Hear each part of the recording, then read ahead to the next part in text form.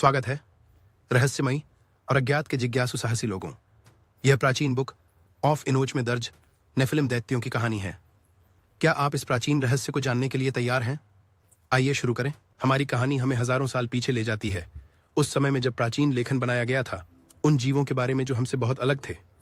ऐसा ही एक लेख एनोख की पुस्तक बाइबल के अधिकतर संस्करणों में नहीं मिलती, फिर भी इसमें एक आकर्षक कथा है। यह भूली हुई पुस्तक नफिलीम नामक एक समूह की बात करती है।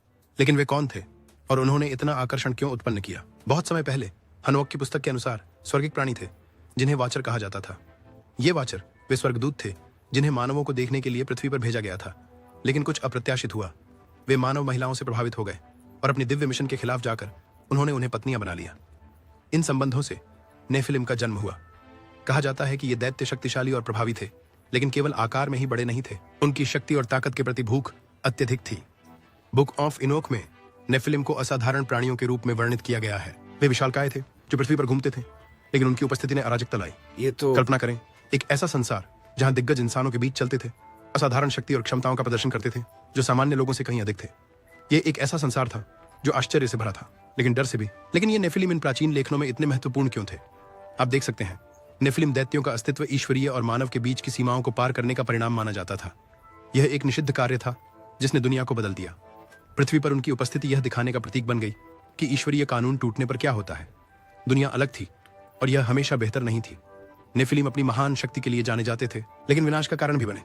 कल्पना करें, इतने शक्तिशाली दैत्य जो अपनी शक्ति से नदियों का प्रवाह बदल सकते थे या पहाड़ों को समतल कर सकते थे। वे मनुष्यों द्वारा डर के कारण पूजे जाते थे और उनके कारनामे इतिहास में गूंजते रहे। यह विशाल शक्ति हालांकि विस्मयकारी, विनाशकारी थी और इसने दुनिया में अराजकता ला दी। लेकिन यह उनकी कहानी का अंत नहीं था। हनोक की पुस्तक के अनुसार नेफिलिम द्वारा लाए गए इस अराजकता के कारण एक महाप्रलय आई। एक प्रलय जो इस उथल पुथल से पृथ्वी को शुद्ध करने के लिए दिव्य द्वारा भेजी गई थी।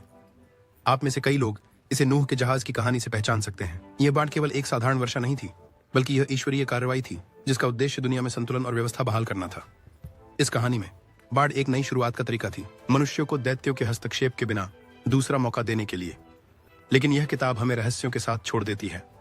नेफिलिम शायद गायब हो गए हों, लेकिन उनकी कहानी अब भी बनी हुई है। कुछ मानते हैं कि उनके अस्तित्व के निशान दुनिया भर की मिथकों और कहानियों में छिपे हुए हैं। क्या यह हो सकता है कि विभिन्न संस्कृतियों में दानवों की कहानियां नेफिलिम की गूंज हैं? यह एक प्रश्न है जिसने कई पीढ़ियों से लोगों को आकर्षित किया है। जैसे ही हम नेफिलिम दैत्यों की हमारी यात्रा के अंत तक पहुंचते हैं, एक बात साफ हो जाती है। उनकी कहानी में सिर्फ दैत्यों और देवदूतों की कहानियां ही नहीं है। हमें शक्ति की प्रकृति और सीमाओं को पार करने के परिणामों पर विचार करने के लिए प्रेरित करता है। यह प्राचीन कथा हमसे यह विचार करने के लिए कहती है कि कैसे क्रियाएं, यहां तक कि दैवीय प्राणियों की भी, समय में फैल सकती हैं। अंत में नेफिलिम हमें अपने कार्यों और कहानियों के प्रति सतर्क रहने की याद दिलाते हैं।